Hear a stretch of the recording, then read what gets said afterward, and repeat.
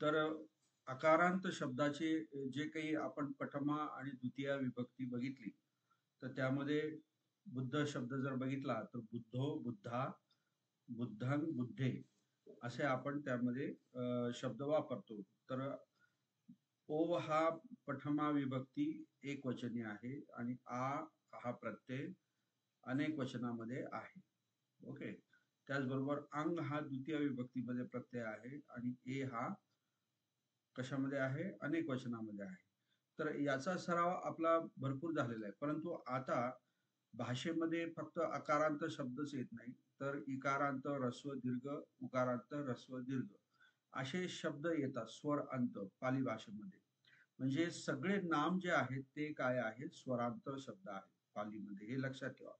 मग इतर जर स्वर जर शेवटी असेल, उच्चार त्याचा जर शेवटी होत असेल, उदाहरणार्थ ई जर सपोज शेवटी असेल, तर ई स्वर जर शेवटी असेल, तर मग त्या नामाला प्रथमा विभक्तीमध्ये आणि द्वितीय विभक्तीमध्ये एक वचन आणि अनेक वचनामध्ये कोणते प्रत्यय लागतात ते आपण काल बघितले. ते आज आपण आता त्याचे उदाहरण घेऊया.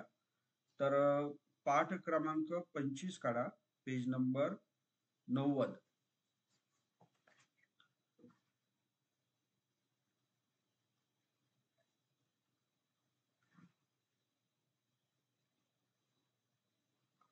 Page number 90. इकारांत पुल्लिंग शब्द. तर काल आपण इकारांत पुल्लिंग शब्द आपण ह्रस्व इकारांत पुल्लिंग शब्द आपण काय घेतला होता? मुनी शब्द घेतला होता. या ठिकाणी त्यांनी अग्गी शब्द दिलेला आहे. म्हणजे अग्गी म्हणजे काय? आग. ओके. तर हा जो अग्गी शब्द जो आहे, तर तो प्रथमा विभक्तीमध्ये जसं मी काल तुम्हाला सांगितलं, जसा आहे तसाच ठेवायचा आणि बहुवचनामध्ये मात्र तो काय राहील? दीर्घ होईल. बघा या ठिकाणी अग्गीचा तुम्हाला बोर्डवर सांगू का? नाही तर प्रत्येकाकडे पुस्तक असेलच असं काही नाही. बोर्डवर सांगू का? सर बोर्डवरच बोर्डवर, कारण 90 पेजवर सर अम्माच थांबणे ही असं ते वाक्य आहे. हो का? बरोबर. एक मिनिट मी तुम्हाला शेअर करतो स्क्रीन. मी बोर्डवर तुम्हाला व्यवस्थित समजेल.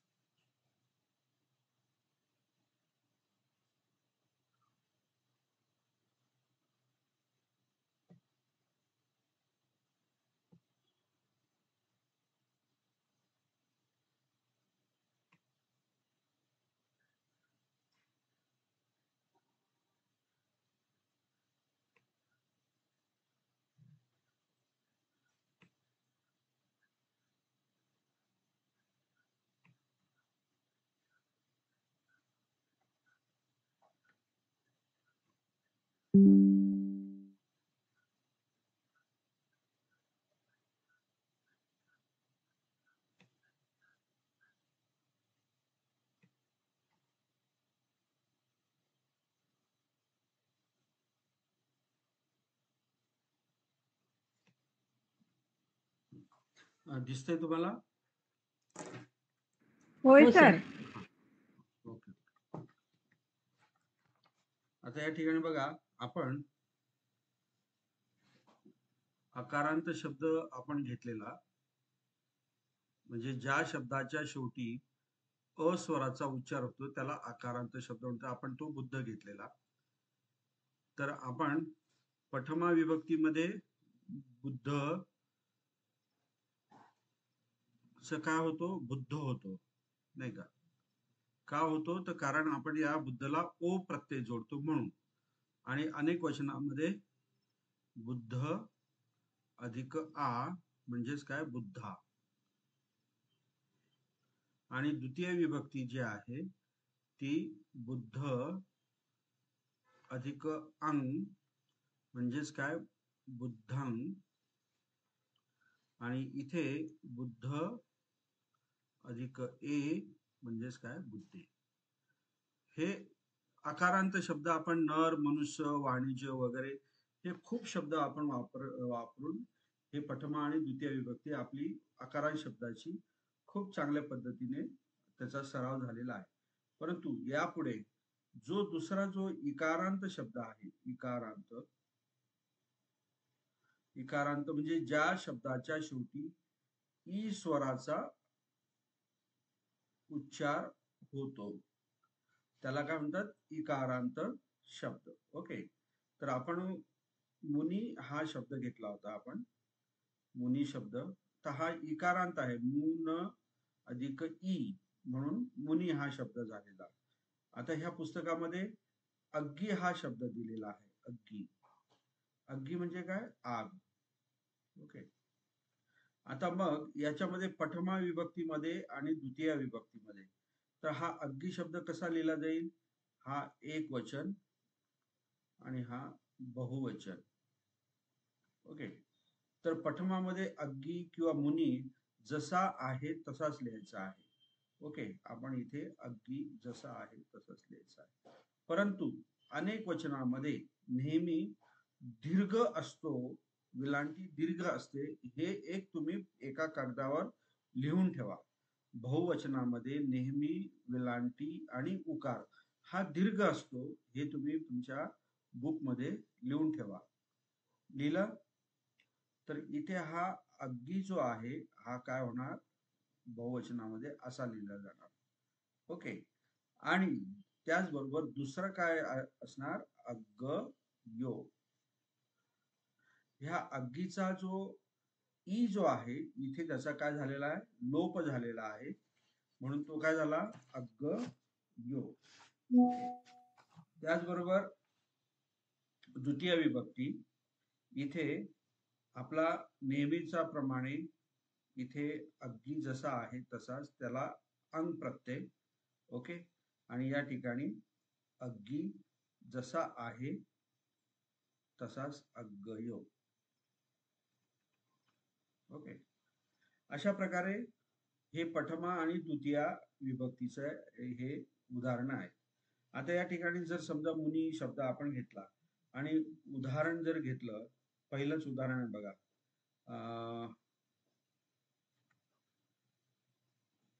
तुम्हाला एक मिनिट,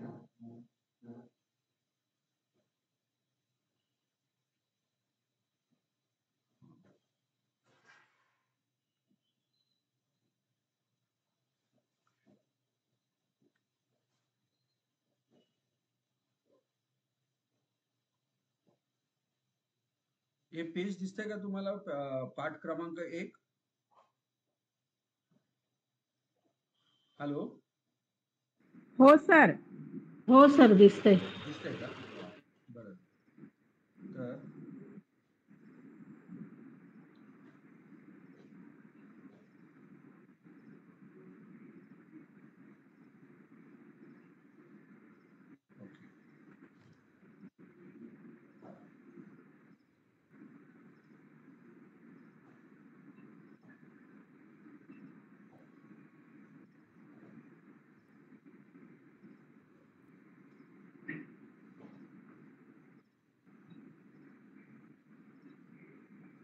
त्याचा पेज क्रमांक किती आहे, 19, 12, 1.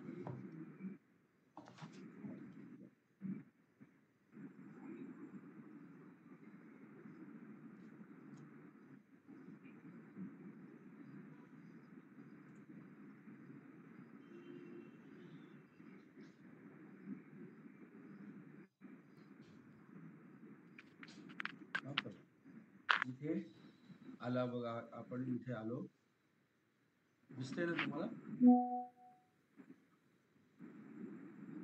हो सर.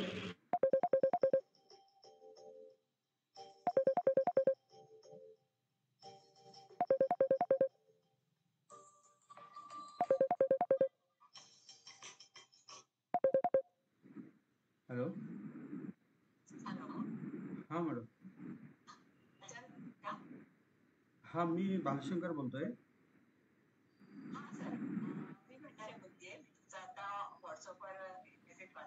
मला एकच मिनिट घेईल, तुमचं जास्त नाही घेणार. मी 69 ला SSC झालेली आहे आणि त्याच्यानंतर मी जॉब वगैरे करत होते BMC मध्ये. पॉली डिप्लोमा पण झालेला आहे, पण मी 12वी पास नाहीये. 10वी ओल्ड SSC मध्ये मी झालेली आहे. तर मी करू शकते का BA साठी ऍप्लिकेशन पाली? नाही, ग्रॅज्युएशन नाही का तुमचं? नाही, एक तर 12वी पास पाहिजे किंवा BA तरी पास पाहिजे, कोणतं तरी ग्रॅज्युएशन पाहिजे. मी तुम्हाला सविस्तर नंतर फोन करू का? मी क्लासमध्ये आहे, मी सविस्तर तुमच्याशी बोलतो, तुम्हाला सांगतो. हा, हो, मी चालेल.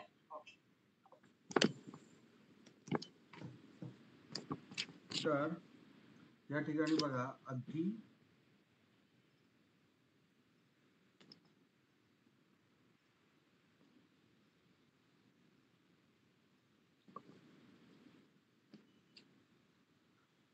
हा जो अग्गी आहे हा कसा आहे?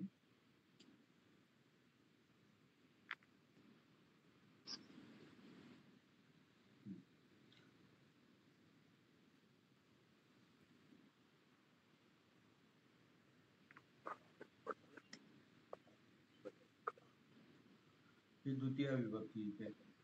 ओके, इथपर्यंत आपल्याला बघायचं. अग्गी अग्गी. तर या ठिकाणी अग्गी अग्गयो, अग्गी अग्गयो. तर हे जे अग्गी आहे या ठिकाणी काय आहे? दीर्घ विलांटी आहे अनेक वचनामध्ये. ओके, तर आपण जर समजा उदाहरण जर समजा इथे घेतलं, मुनयो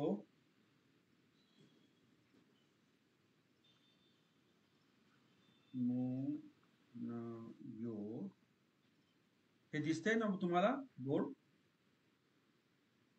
हो सर. मुनयो सीलांग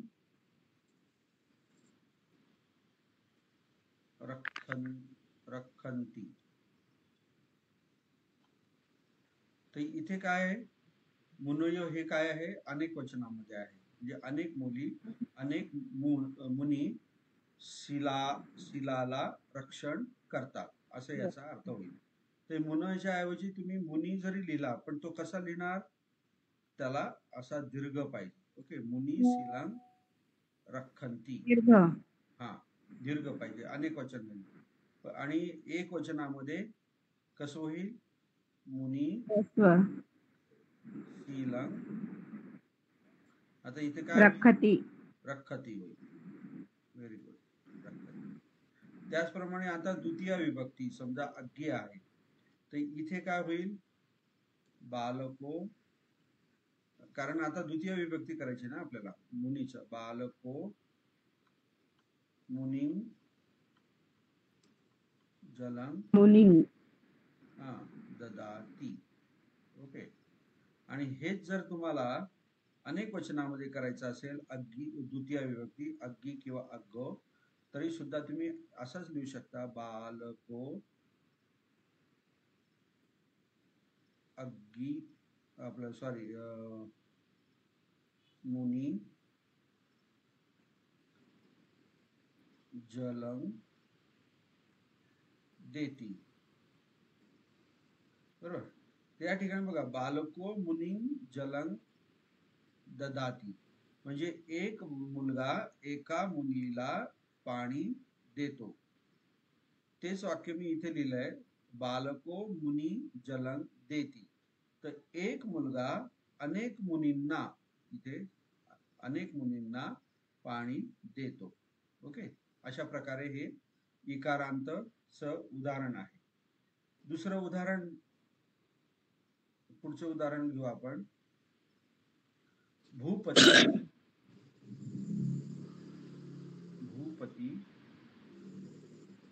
असीना.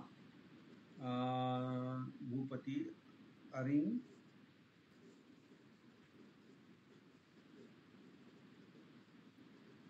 पहरती. सर स्क्रीनवरच दिसत नाही, फक्त व्हाईट बोर्ड दिसतोय. व्हाईट बोर्ड दिसतोय फक्त, स्क्रीनवर दिसत नाही काही लिहिलेलं? दिसत आहे सर. आम्हाला नाही दिसत. हा, दिसलं सर आता. हा, दिसलं. कमी जास्त करा. भूपती अरिंग पहरती. म्हणजेच काय, राजा शत्रूला मारतो असं या ठिकाणी त्याचं हे होईल. परंतु जर अनेक वचनामध्ये करायचं असेल तर काय होईल, भू प तचा ई चा लोप होईल, भूपत यो. ओके, अरिंग पहरंती. ओके, हे अनेक वचनामध्ये झालंय. भूपतयो अरिंग पहरंती म्हणजे अनेक राजे एका शत्रूला मारतात. ओके, हे भूपतच्या ऐवजी तुम्ही असं जर लिहिलं भूपती तरी चालेल, अरिंग पहरंती. ओके, भूपती अरिंग पहरंती म्हणजेच काय, अनेक राजे एका शत्रूला मारतात. हे अनेक वचनाचं झालं. याच्या बाबतीमध्ये प्रथमा विभक्ती. आता द्वितीय विभक्तीमध्ये काय होईल,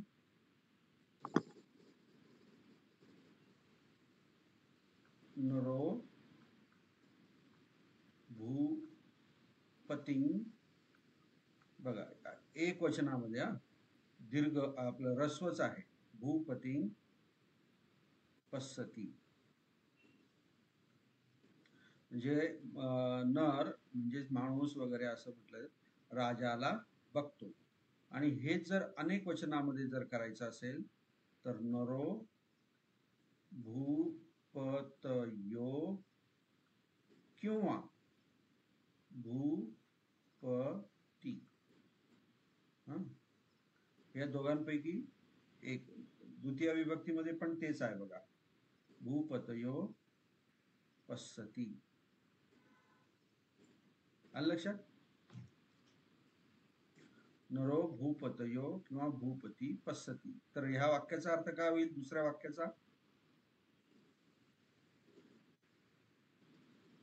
सांगू शकतो? अनेक मनुष्य राजाला पाहतो.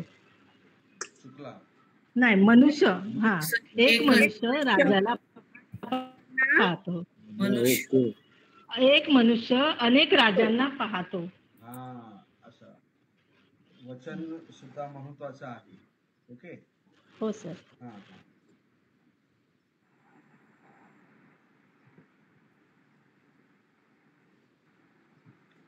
नेक्स्ट उदाहरण घेऊ आपण विकारांचं. असं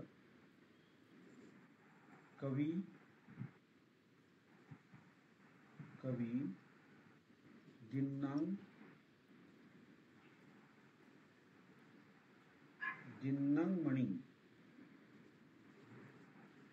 दिन्नंग मणी गणही. याचं भाषांतर कोण सांगू शकतं? कवी दिन्नंग मणी गणही. तर इथे काय क्रियापद काय, गणही. कोणचा काळ आहे? भूतकाळ. Very good. मग आता याच्यामध्ये कोण गणही म्हणजे काय, प्राप्त करणे. प्राप्त करणे किंवा घेणे. कोण घेतो, कवी. बरोबर. कवी बघा हा ह्रस्व आहे. ओके, दिन्नंग मणी. दिन्नंग म्हणजे काय, दिलेले. आणि मणिंग हा बघा हा सुद्धा इकारांत आहे, परंतु तो द्वितीय विभक्तीमध्ये आहे, म्हणून दिलेल्या मणीला म्हणणार का मण्यांना म्हणणार इथे? एक मणीलाच सर. काय, मणी प्रथमा विभक्ती द्वितीय ना सर.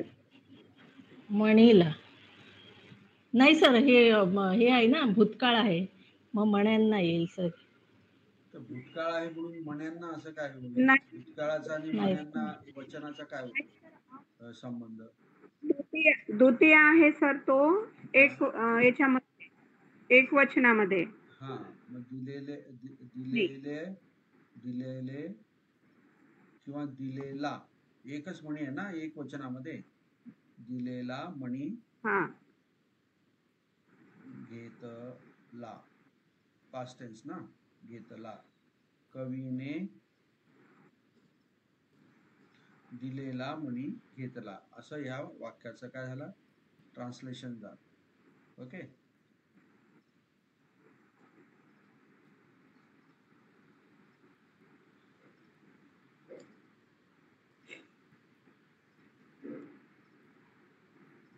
ठीक आहे, आलं लक्षात कवी आपला इकारांतचा. हो सर. आता आपण उकारांत शब्द घेऊ, रस्व, उकारांत. उकारांत भिक्खू शब्द घेतला होता ना आपण, भिक्खू. ओके, भिक्खू आपण शब्द घेतला होता. तर आता हा जो उकारांत जो आहे भिक्खू शब्द, त्यासारखे अनेक शब्द आहेत. बंधू आहे, आणखी बंधू आहे, तरु आहे. तरु म्हणजे काय, वृक्ष. नंतर बाहू आहे, बाहू म्हणजे काय, हात. हात म्हणजे आपले हे दंड म्हणतो ना आपण ते. परसू, परसू म्हणजेच काय, कुऱ्हाड, कुऱ्हाड. नंतर पशु, असे अनेक शब्द पालीमध्ये आढळतात. पशु म्हणजे काय, पशु. तर मग याचं प्रथमा विभक्ती आणि द्वितीया विभक्ती, एक वचन आणि बहुवचन. काय येईल, भिक्खू शब्दाचा काय प्रत्यय लागेल इथे प्रथमा विभक्तीमध्ये,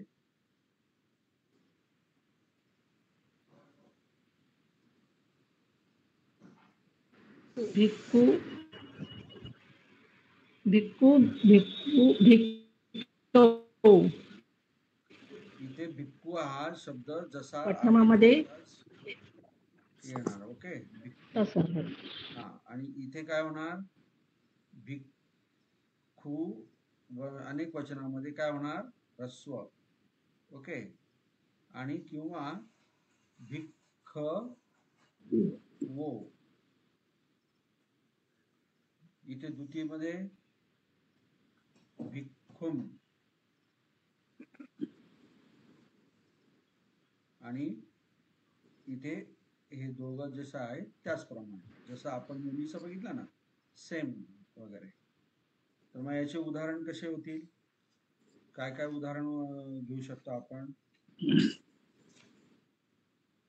पशु, पशुचा घेऊ आपण. भिक्खू आणि पशु हे उकारांतच आहे. ओके. पशु, अरण्ये, अरण्ये विहरती, किंवा वसती पण म्हणू शकतो आपण, वसती किंवा हिंडती वगैरे. पशु अरण्ये विहरती. अरण्य म्हणजे काय, अरण्यात, अरण्यामध्ये. पशु, पशु अरण्यामध्ये विहार करतो, नाही का. पशु अरण्यामध्ये राहतो, पशु अरण्यामध्ये हिंडतो, अशा प्रकारे. ओके, हे कर्ता म्हणून आहे. किंवा पशुच्या ऐवजी भिक्खू जरी आपण शब्द घेतला, भिक्खू अरण्ये विहरती, भिक्खू अरण्ये वसती, भिक्खू अरण्ये हिंडती. ओके. परंतु या ठिकाणी जर आपण अनेक वचनामध्ये घ्यायचं असेल तर काय करावं लागेल आपल्याला, उकार काय करावं लागेल, दीर्घ करावा लागेल. भिक्खू दीर्घ, हा, किंवा भिक्खवो. ओके. भिक्खू अरण्ये विहरती. आपलं विहरतीचं काय होईल आता इथे, विहरंती. विहरंती. Very good, विहरंती. भिक्खू अरण्ये विहरंती, भिक्खू अरण्ये वसंती, बरोबर. भिक्खवो अरण्ये हिंडंती, अशा प्रकारे. ओके, हे प्रथमा विभक्तीचे उदाहरण झाले. द्वितीय विभक्तीचे उदाहरण काय होईल? द्वितीय विभक्ती काय होईल? आता काय आहे, भिक्कुम हा असा होईल नाही का, कारण त्याच्यावरती आपण अनुस्वार ठेवला म्हणजे अंग हा प्रत्यय आपण जोडला. हा, तर बुद्धो भिक्कुम भिक्कुम धम्मं देसेती. बरोबर. बुद्धो भिक्कुम धम्मं देसेती म्हणजेच काय? बुद्ध भिक्खूला धम्म देशना देतात. हा, हे झालं एक वचनामध्ये. परंतु अनेक वचनामध्ये काय होईल?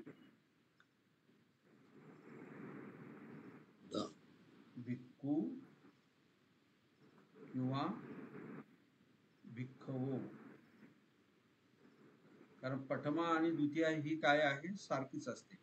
ओके, तो बुद्धो. आता अनेक वचनामध्ये कसं लिहिणार? भिक्खू दीर्घ, भिक्खू दीर्घ किंवा भिक्खवो भिक्खवो, भिक्खवो धम्मं देसेती. कारण आपला कर्ता जो आहे ना तो एक वचनामध्ये आहे, म्हणून हा देसेतीच राहील. तुम्ही इथे अनेक वचन कर्म अनेक वचन केलं, तुम्ही कर्ता केला का? नाही. कर्ता एक वचनात, क्रियापद एक वचनात. हे मी अगदी क्लासच्या सुरुवातीपासून सांगतोय, त्यामुळे तिथे गडबड करू नका. म्हणजे ती प्रॅक्टिस नसल्यामुळे अजूनही ते आता कोणीतरी बोललं देसेती म्हणायचा त्याचा विचार होता, परंतु त्यांच्या नंतर लक्षात आलं की इथे देसेती पाहिजे. ओके, तर इथे काय याचा हे होईल, अर्थ काय होईल? बुद्ध अनेक भिक्खूंना धम्म देतात. आता आपण देतात का म्हणतो? बुद्ध आहे म्हणून. ओके, इथे जर मनुष्य असतं, मनुष्य भिक्खू किंवा सॉरी नरो, हा नरो जर असतं तर नरो भिक्खू भिक्खवो धम्मं देसे ती, तो नर भिक्खूंना धम्म देतो असं म्हणतो आहे की नाही? हा, ओके. तर अशा प्रकारे हे द्वितीयचं उदाहरण आपण उकारांत शब्दाचं बघितलं. आपण कोणचा उकारांत? ह्रस्व उकारांत ह्रस्व बघितलं. बघा इथे मी लिहिलेलं आहे उकारांत ह्रस्व भिक्खू. ओके, आता आपल्याला काय बघायचं आहे? दीर्घ. भिक्खू काय बघायचं आपल्याला? आपलं उकारांत काय बघायचं आहे? दीर्घ. दीर्घ. हा, तर दीर्घ मध्ये काय कोणता शब्द घेतला होता आपण काल?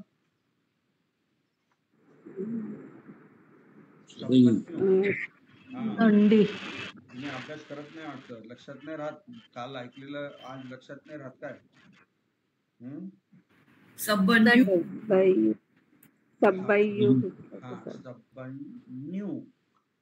न्यू नाही करायचं, सब न्यू. आपण इथे काय शिकलेलो आहे? हा जो न्य आहे ना, च छ ज ज न्य असा उच्चार करतो आपण. तर मग तो न्य आणि त्याला काय आहे? यू लागले, सपन्यू असा त्याचा हे आहे. ओके, उच्चार. तर मग या ठिकाणी एक वचन, एक वचनामध्ये काय होईल? बहुवचन. सॉरी, आपण आधी ह्रस्व इकारांत आणि ह्रस्व उकारांत बघितला ना, बरोबर? आज आपण मुनी आणि भिक्खू असा शब्द बघितला ना आपण, आलं लक्षात? हो सर. हा, तर मग आपण आता दीर्घ ई बघूया आधी. हा, आधी दीर्घ ई बघूया. ह्या दीर्घमध्ये थोडेसे जास्त चेंजेस आहेत, त्यामुळे याच्याकडे जरा व्यवस्थित लक्ष ठेवायचं. दीर्घ ई. आता दीर्घ ई मध्ये आपण काय बघितला होता, कोणता शब्द घेतला होता आपण? दंडी बघितला होता. दंडी. हा, दीर्घ इकारांत. दीर्घ इकारांत शब्द. ओके, काय घेतला होता आपण? दंडी. दंडी शब्द घेतला होता. तर इथे प्रथमा विभक्ती ही द्वितीया विभक्ती, एक वचन आणि इथे बहुवचन. ओके, तर प्रथमा विभक्तीमध्ये दंडी जसा आहे तसाच. सॉरी, हा मी चुकीचा लिहिला इथे. हा कसा पाहिजे होता? दंडी. ओके, तुमचं लक्ष नाही बोर्डवरती. मी चुकीचं लिहिलं तरी मला सांगितलं नाही कोणी. हा, काय? दंडी जसा आहे तसा. ओके, दंडी.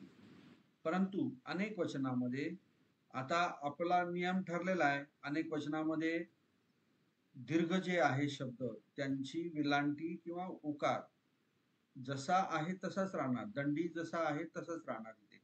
कारण आपला नियम काय आहे, इकडे नेहमी काय वापरायचं आपल्याला? दीर्घ वापरायचं बहुवचन मध्ये, उकार किंवा वेलांटी. म्हणून इकडे दंडी जसा आहे तसा. परंतु ज्यावेळेस इथे त्याला प्रत्यय लागतो त्यावेळेस मात्र त्याचा ह्रस्व होतो आणि इकडे त्याचा नो प्रत्यय लागतो. हे लक्षात ठेवा, हे फार महत्वाचं आहे. आलं लक्षात? हे फार महत्वाचं आहे. आपला नियम इकडे काय आहे? दीर्घ बहुवचनामध्ये. हा, इकडे आपला नियम काय आहे? ह्रस्व एक वचनामध्ये. इकडे सगळे ह्रस्व शब्द येणार, ह्रस्व विलांटी येणार आणि इकडे सगळे दीर्घ येणार. परंतु ज्यावेळेस नो लागतो त्यावेळेस मात्र इथे काय होतो? ह्रस्व ई लागतो. ओके, दुसरी द्वितीय विभक्तीमध्ये काय होईल? दंडी. आता बघा इथे लगेच आपला नियम चेंज झाला. इथे आपण ऍज इट इज ठेवलं, परंतु ह्या नियमानुसार इथे काय केलं आपण? लगेच ह्रस्व केला. ओके, आणि इथे जसा आहे तसं. दंडी आणि दंडी नो. दंडी नो. ओके, तर आता असे बरेच शब्द आहेत. दंडी म्हणजे काय? ज्याच्या हातामध्ये दंड आहे तो त्याला आपण दंडी म्हणतो, किंवा त्याला व्यक्ती जो आहे त्याला आपण दंडी म्हणतो. ओके, तर असे बरेचसे शब्द आहेत. हत्ती आहे, हत्ती शब्द आहे. सामी आहे. सामीचं गाणं आलं तर मध्ये, काय होतं ते गाणं? सामी बलम सामी सामी. तर त्यातला हा पाली शब्द आहे बघा त्या गाण्यामध्ये, हा सामी शब्द. सामी म्हणजे काय? पती. पती किंवा मालिक म्हणजेच काय? ओनर. मालिक म्हणजे मालक किंवा स्वामी. ओके, हत्ती, सामी, नंतर सुखी, सुखी, नंतर सिखी. सिखी म्हणजे काय? मोर. सिखी म्हणजे मोर. असे अनेक शब्द तुम्हाला याच्यामध्ये सापडतील पालीमध्ये. दीर्घ इकारांत. बली पण शब्द आहे बघा, बली. बली शब्द म्हणजे काय? दीर्घच आहे. हा, बलवान. बली म्हणजे काय? बलवान. पण आपण उगाच बळीचा बकरा असं म्हणतो नाही का? तर बळीचा बकरा म्हणजे तो काय असतो? तो दुर्बल असतो. पण बळीचा बकरा जो आहे बलवानचा बकरा असा त्याचा अर्थ होईल. हा, बलवानाचा बकरा म्हणजे आता बळी हा बली म्हणजे काय, बळी आपल्या मराठीमध्ये बलवान. ओके, बळीराजा. नंतर सारथी, सारथी शब्द आहे. पापकारी, काल हा शब्द घेतला होता बघा मी, पापकारी. इदं पापकारी सोचती पेच्छ ती सोचती म्हणजे इथे सुद्धा पाप करणारे दुःखी असतात आणि मृत्यूनंतर सुद्धा दुःखी असतात, असं काहीतरी धम्मपद आहे. ओके, तर असे अनेक शब्द ह्रस्व इकारांत शब्द आहेत. तर तुम्हाला फक्त काय लक्षात ठेवायचं आहे, इकडे दीर्घच्या प्रमाणे दीर्घ राहील, इकडे ह्रस्वचा नियम आहे. परंतु जे शब्द दिलेला असतो तो पटमा विभक्तीमध्ये जसा आहे तसाच लिहायचा असतो आणि नंतर मात्र हा ह्रस्वचा नियम इकडे आपण त्याला लावतो. आणि द्वितीयामध्ये वरचा जो पटमा मधले जे काही शब्द आहेत ते ऍज इट इज इथे येतात. ओके, हा झाला इकारांत शब्द. आता याचे उदाहरण आपण घ्यायचे म्हटले तर अगदी सोपे आहे. जसे तुम्ही आकारांत शब्दाचे घेतलेत ना, तर तसे पक्षी, पक्षी नि सी दती, बरोबर, म्हणजे पक्षी बसतो. ओके, तर पक्षी वृक्षे, वृक्षे निषिदती, निषिदती म्हणजेच काय अर्थ झाला. आता आता हा दीर्घ आहे, आलं लक्षात. दीर्घ आहे म्हणून हा काय आहे, एक वचनामध्ये आहे. इथे तुमची गडबड होणार. आता हे एक वचनात आहे का अनेक वचनात आहे हे ओळखायचं असेल तर इकडे क्रियापदाकडे बघायचं. जर ती इथे दिलेला आहे तर याचा अर्थ 100% हा पक्षी काय आहे, एकच आहे. म्हणजे एक वचन. हा, एक वचनामध्ये आहे. पक्षी झाडावर बसतो याचा हे होईल. परंतु तर असं पण आता इथे बहुवचनामध्ये सुद्धा पक्षी असं लिहिलं जातं. पक्षी वृक्षे निषिदती. जर समजा इथे मी निषिदंती लिहिलं तर 100% हा पक्षी काय आहे, अनेक वचनामध्ये आहे, बहुवचन. बहुवचनामध्ये आहे. म्हणजे अनेक पक्षी झाडावर, एका झाडावर बसतात, असं त्याचं ट्रान्सलेशन. इथे पण दीर्घ आहे, इथे पण दीर्घ आहे, परंतु आपल्याला तो एक वचनात आहे का अनेक वचनात आहे हे कशावरनं करणार, ह्या क्रियापदाच्या प्रत्ययावरनं करणार. ओके, आता दुसरा, हा, हत्ती किंवा हत्तीनो. आता इथे हा हत्तीनो लिहितोय मी, तर इथे थी कसा पाहिजे,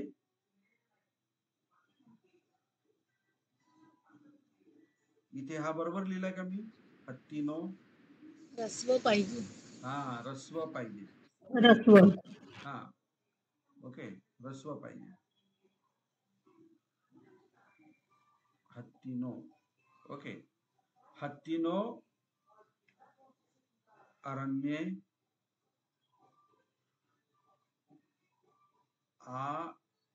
हिंडती, हिंडती, बरोबर लिहिलं का मी.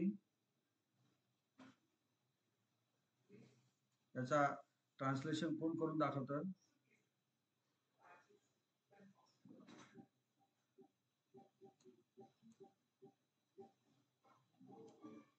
अरण्य म्हणजे काय, अरण्यामध्ये, वनामध्ये. हिंडती म्हणजे हिंड म्हणजे फिरणे.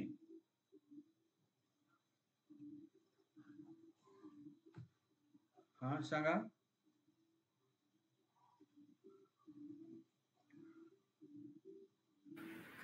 सर हत्तीनो आहे ना, तर बहुवचन येतं, तर हा. हिंडंती येणार का? Yes correct. तेच क्रिया. मला बघायचं होतं हत्तीनो. तुमचं.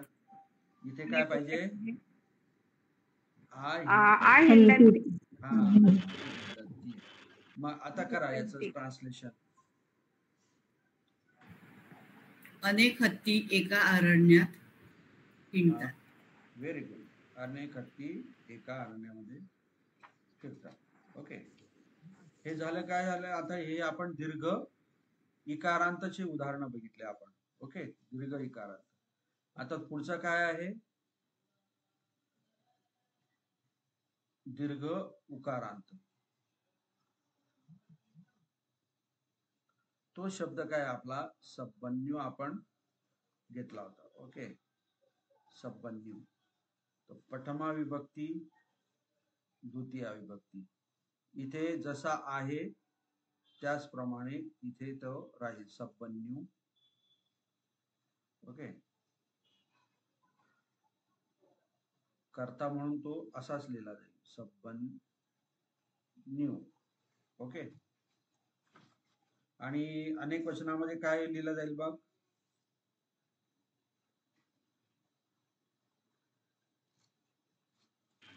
सब्बन्यू, सब्बन्यूनो. Very good. सब्बन्यू हा दीर्घ आणि सब्बन्यू नो. ओके, सब्बन्यूनो अशा प्रकारे. आणि इथे काय होईल? आता आपला ऱ्हस्वचा नियम इथे लागेल. इथे काय होईल आता? उकार कोणचा येईल? दीर्घ, सब्बन्यू, आणि हे जसे आहे तसे. ओके, अशा प्रकारे हे प्रथमा आणि द्वितीय विभक्ती. ओके, आता या ठिकाणी सब्बन्यू सारखे अनेक शब्द आहेत. विदू, विदू. ओके, नंतर प्रभू. प्रभू म्हणजे काय? प्रभू. विदू म्हणजे काय? विदू म्हणजे जाणणारा, जाणणारा. ऍक्च्युली याचा मूळ शब्द आहे विद. विद म्हणजे जाणणे, आणि त्याला हा ऊ जो आहे हा तद्धितचा हे लागले आहे, म्हणून तो विदू म्हणजे जाणणारा. आपण लोकविदू लिहितो की नाही शब्द? लोकविदू. हा, कोणाला म्हणतात लोकविदू? भगवान गौतम बुद्धाला. Very good. का म्हणतात? का म्हणतात लोकविदू? हा, म्हणजे सर्व जाणणारा. हा, लोकांना जाणणारा. ओके, तो लोकविदू. आता लोक कोणचे? 31 प्रकारचे लोक जे आहे. लोक म्हणजे एक्झिस्टन्स, अस्तित्व, एक्झिस्टन्स. हा, त्यांना जाणणारा लोकविदू. ओके, नंतर अथन्यू. अथन्यू पण शब्द आहे. म्हणजे काय? अर्थशास्त्रज्ञ. अर्थ काय म्हणतात त्याला? असंच म्हणतात ना? काय म्हणतात? शास्त्रज्ञ नाही म्हणत ना? अर्थतज्ञ सर. अर्थतज्ञ. अर्थतज्ञ, बरोबर, करेक्ट. अर्थतज्ञ. नंतर मत्तन्यू पण शब्द आहे. मत्तन्यू म्हणजेच काय? मात्रा को, मात्राला जाणणारा, मात्रा को जानने वाला. मात्रा म्हणजे काय? परिमाण. प्रत्येक ठिकाणी प्रमाण. हा, प्रमाण सर. जाणणारा. हा, म्हणजे सर सब्बन्यूनो करताना छोटा ऊ येईल ना? सब्बन्यूनो. हो ना, इथे का? सर पठमामध्ये. पठमामध्ये. हो हो, पठमा अनेक वचन. अनेक म्हणजे हा तिथे येणार, छोटा होईल. दीर्घ सर ह्रस्वच येणार, बरोबर, करेक्ट. अब्बा युनो हा तिथं खूप विचळ झाले त्यामुळे ते दिसलं. ओके, तर अशा प्रकारे हे उकारांत शब्द आहेत. ओके, दीर्घ उकारांत शब्द आहेत. याचे उदाहरण जर घ्यायचं झालं तर काय घेता येईल आपल्याला?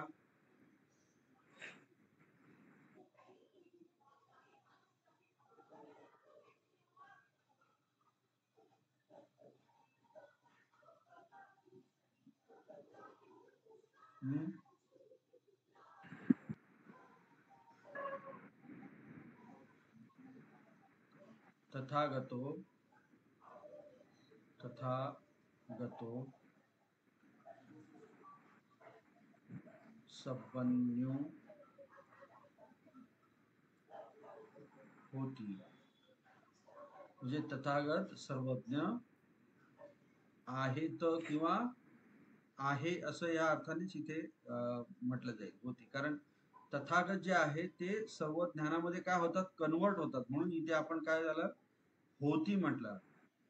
किंवा तथागतो संपन्नो, तथागतो संपन्नो, इथे जर तुम्ही अथी जर लिहिलं तर याचा अर्थ काय झाला, पण अथी हा इथे प्रॉपर नाही.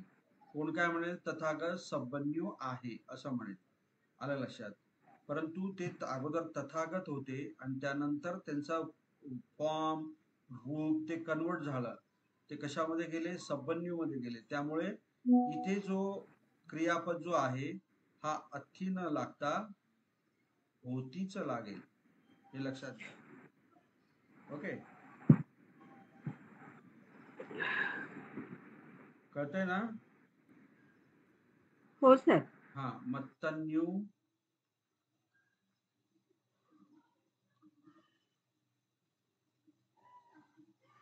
मत्तन्यू,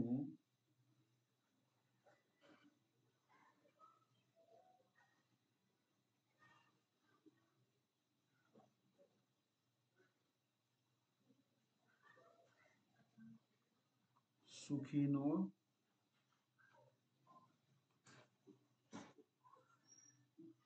भवेय, भवेयुम. ठीक आहे, आपण भवेयुम करू. मत्तन्यो सुखिनो भवेयुम. आता हे युम हे शिकवलंय का मी तुम्हाला? नाही, हे नाही शिकवलं वाटतं ना, विद्यार्थी नाही शिकवलं. ओके, हे हा मत्तन्यो सुखिनो होतीच घेऊ आपण, काय फरक पडत नाही.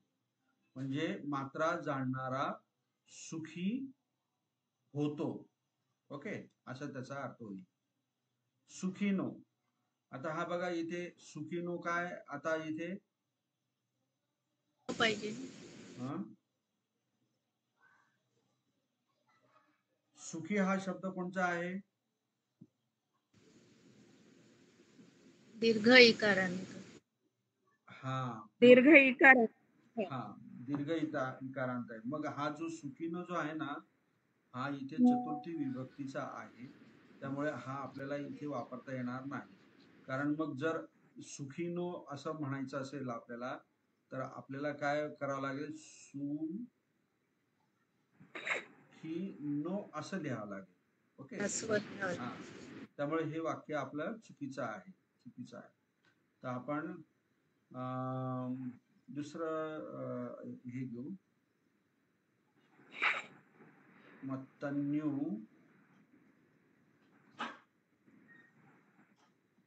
भोजनम्मी, भोजनम्मी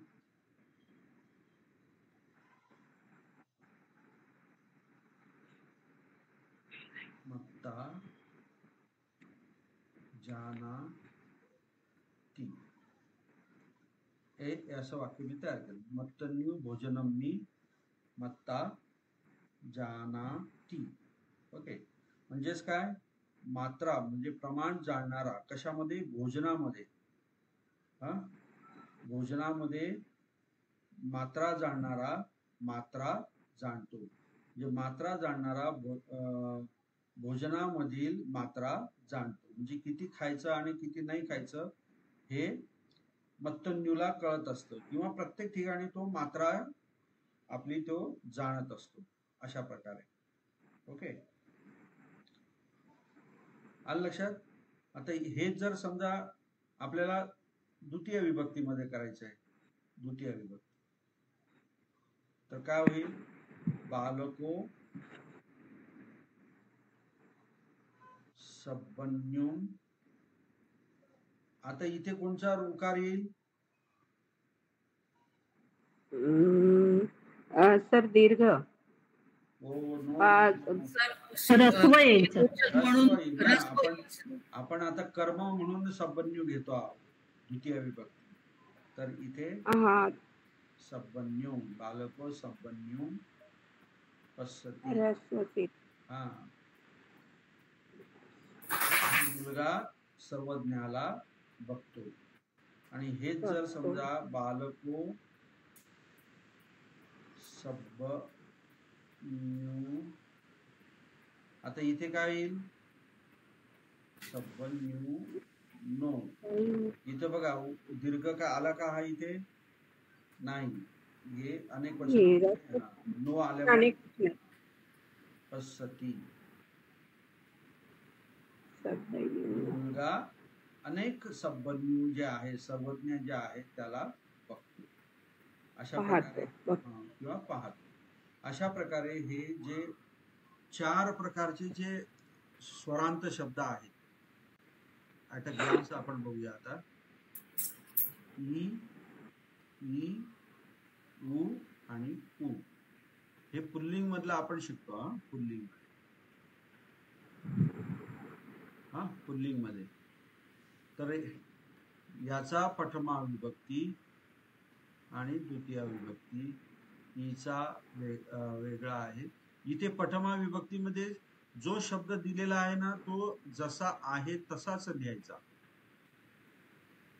ओके, प्रथमा विभक्तीमध्ये जो शब्द, आता इकारांत मुनी दिलाय तर मुनीच लिहा, दंडी दिलाय तर दंडीच लिहा करता म्हणून, भिक्खू दिलाय तर भिक्खूच लिहा, आणि सब्बन्यू दिलाय तर सब्बन्यूच लिहा.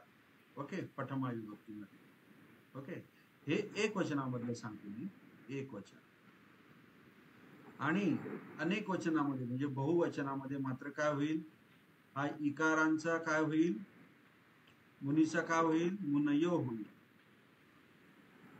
मुनयो. ह्या दंडीचा काय होईल? कसा होईल? तो आता दीर्घ आहे तर काय होईल? दंडी नो होईल. उकारांचं काय होईल? भिक्खवो होईल. ओके, आणि ह्या सब्बन्यूचा काय होईल?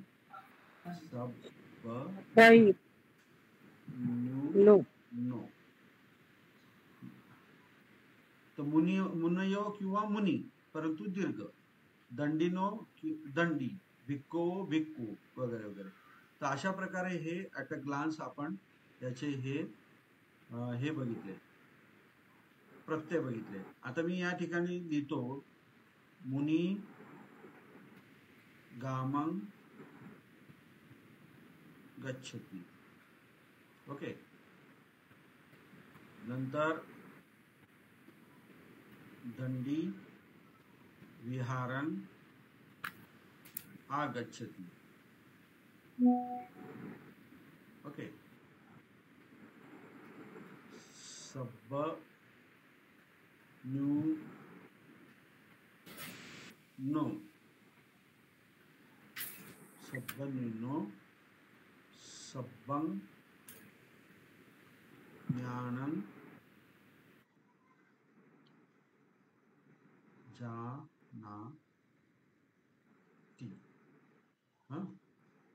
सब्बन्यू इथे आता तुम्ही मी काय लिहितो त्याच्यावर लक्ष ठेवा. मला त्याच्या काय चुका आहे ते पण तुम्हाला सांगायचे आहेत. ओके,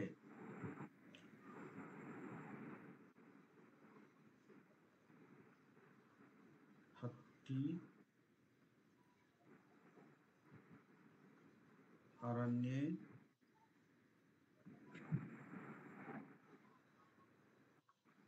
अरण्ये वसन्ति. ओके.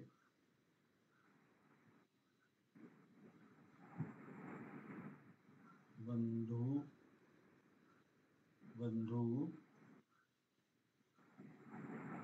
बालकं भोजनं ददन्ति. ओके. नंतर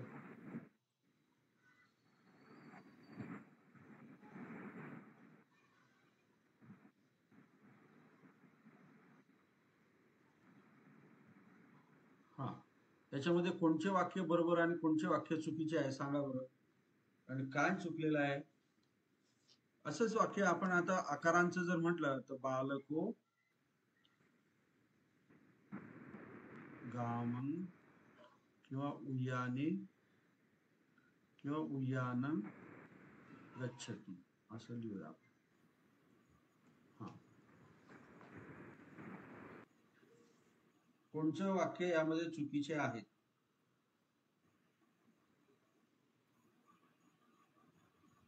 सर लास्टचं काय वाक्य सांगितलं सर. बालको उय्यानं गच्छति.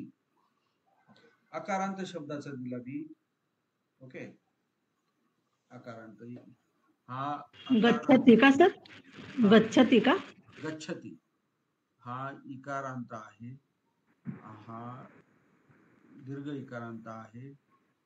हा दीर्घ उकारांत आहे. हा दीर्घ इकारांत आहे आणि हा उकारांत ऱ्हस्व आहे.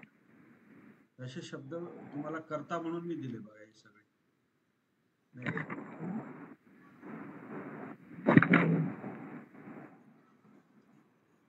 सांगा याचे हे सांगा काय म्हणतात त्याला. पहिलं वाक्य घ्या. बालको पहिलं बरोबर आहे. पहिलं बरोबर आहे सर. हा, त्याचं उदाहरण सांगा. आपलं भाषांतर सांगा. एक मुनी गावाला जातो. एक मुनी गावाला जातो. Very good. दुसरं वाक्य कोण सांगतं. मुनी गामं गच्छति. हा, मुनी गावाला जातो. मुनी गावाला जातो. बरोबर. हा, पुढे. आणि हे तिसरं वाक्य चुकलेलं आहे. दंडी विहारं आगच्छति. हा,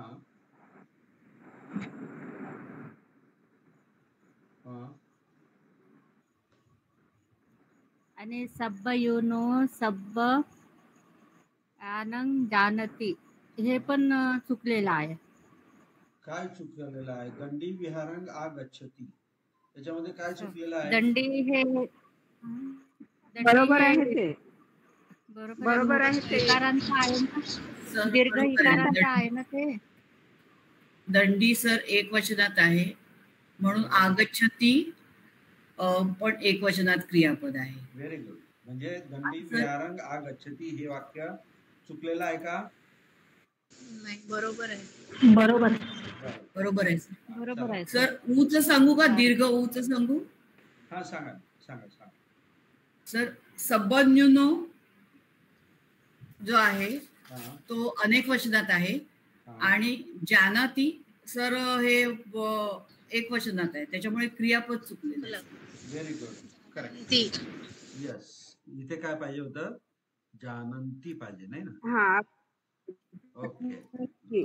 जानंती पाहिजे. जानंती. जानंती हा हे काढून टाका. ओके. पुढचं वाक्य.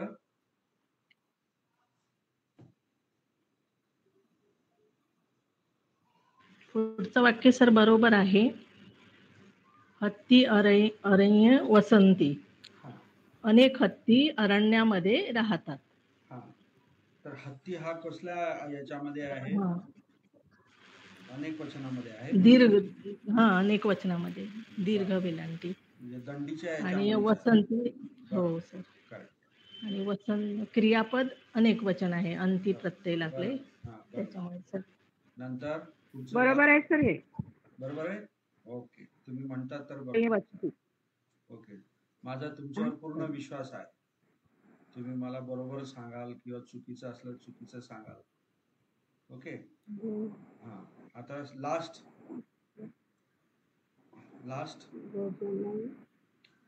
बंधू बालकं भोजनं बंधू बालकं भोजनं ददन्ति. हे वाक्य बरोबर आहे का चुकीचं आहे? नाही, बरोबर नाही आहे. का? कारण हा बंधू जो आहे तो रस्व उकारांत आहे आणि ददंती हे अनेक वचनी क्रियापद आहे. हा, तर नाही, बंधू हा रस्व उकारांत आहे म्हणजे काय? एक वचन आहे सर. हा, एक वचन. हा, मग हे एक वचन आहे आणि क्रियापद अनेक वचन आहे म्हणून हे वाक्य चुकीचं आहे. चुकीचं आहे. बरोबर. मग इथे क्रियापद काय पाहिजे? ददती. ददाती. ददाती. पाहिजे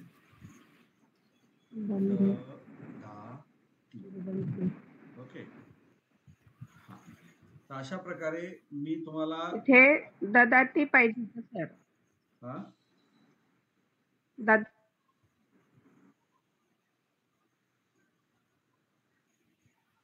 ददाती लिहिलंय ना मी. बंधू बालकं भोजनं ददाती किंवा देती, दोन्हीपैकी काही पण लिहू शकता. ओके. तर अशा प्रकारे तुम्हाला मी जे 4 म्हणजे 5 स्वरांत जे नाम जे आहेत, अकारांत, इकारांत, ऱ्हस्व इकारांत, दीर्घ इकारांत, इथे दीर्घ उकारांत, दीर्घ इकारांत आणि ऱ्हस्व उकारांत जे पठमा विभक्ती जे आहेत ते शब्द दिलेले आहेत.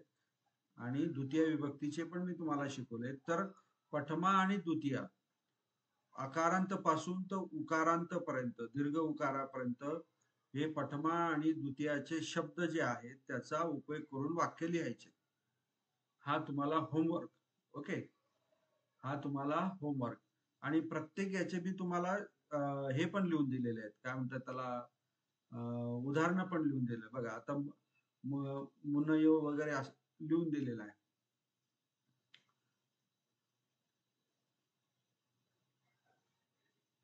हे बघा, आता उकारांत आहे सबन्यू, तर मी तुम्हाला विदू, पभू वगैरे असे साप्तज्ञू, मत्तन्यू हे असे उदाहरण पण ह्यांचा उपयोग करून तुम्ही पठमा विभक्ती आणि द्वितीय विभक्तीचा हे करायचा. पक्षी, पक्षीचे उदाहरण हत्ती आहे, हत्ती पण दिलेला आहे. हे कर्ता म्हणून तुम्ही वापरायचं. दंडी, हत्ती, सामीप, नंतर बली, सारथी, पापकारी हे कर्ता आणि कर्म म्हणून तुम्ही वापरायचे, त्याचे वाक्य लिहायचे. ओके. नंतर हा उकारांत आहे, उकारांत भिक्खू, तर त्याचे पण बरेच दिलेले आहे शब्द. बघा, बंधू, तरु, भाऊ, हरसू, नंतर पशु हे कर्ता आणि कर्म म्हणून वापरायचे आणि वाक्य लिहायचे.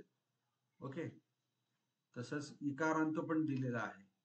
इकारांत शब्द जे आहेत ते बघा, मुनी इकारांत शब्द, तर मुनी, मुन आपले हे कवी वगैरे दिलेले आहेत ना, कुठेतरी दिले मी, कवी, रवी वगैरे. बघा, कवी. तर हे अशा प्रकारचे तुमच्या पुस्तकामध्ये दिलेले आहेत उदाहरणं भरपूर. लिली डिसिल्वाचं पुस्तक असेल तुमच्याकडे तर ते बघून तुम्ही हे करा, वाक्य लिहा. ओके, लिहिता येतील ना? हॅलो. हो सर. हो सर. आता हे तुम्हाला सर अजून एक वाक्य दिलं होतं ना सर, अजून एक वाक्य दिलं होतं ना, बालको उय्यानं गच्छति. हा, ते अकारांत मधलं दिलं होतं मी, ते अकारांत मधलं. हा, तर ते बरोबर आहे. बुद्धो आपलं काय, बालको उद्यानं गच्छति म्हणजे मुलगा उद्यानाला जातो. वगैरे. तर अशा प्रकारचे सगळे अ पासून तर उ पर्यंत सगळ्या कर्ता आणि कर्म याचा उपयोग करून तुम्ही त्याचे वाक्य बनवा. आता हा तुमचा बेस झाला की बघा तुम्हाला पुढे काही विभक्ती ही इतकी सोपी राहील की विचारू नका. म्हणजे 70% हा पोर्शन विभक्तीचा आहे. परंतु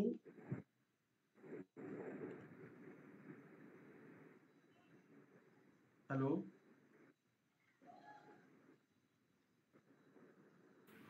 हॅलो सर, ऐकायला येतंय? येतोय सर आवाज. येतोय आवाज? हो हो सर. सर.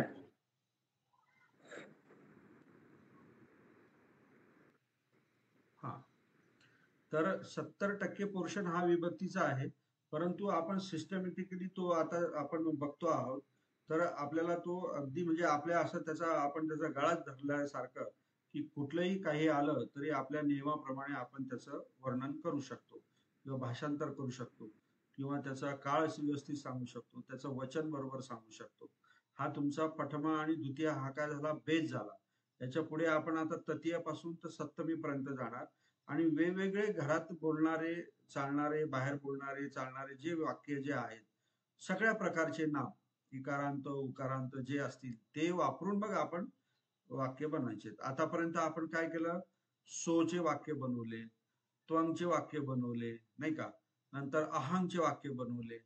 मग सोच्या ठिकाणी आपण अकारांत शब्द घेतला, बालको घेतला, नरो घेतला, मनुष्य घेतला, वाणिज्यो घेतला.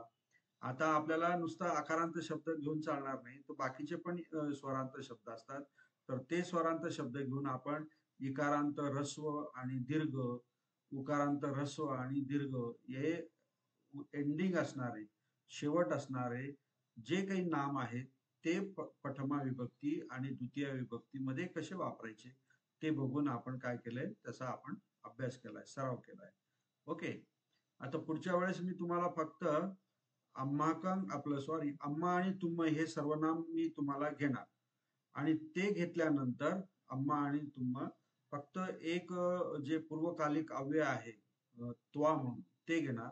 मग आपण बोली भाषेतले जे काही जेवढे वाक्य असतील ना तेवढे आपण बनवू आणि पॅरेग्राफ सुद्धा वाचायला शिकू. ओके, असं सिस्टमॅटिकली आपण जाऊ.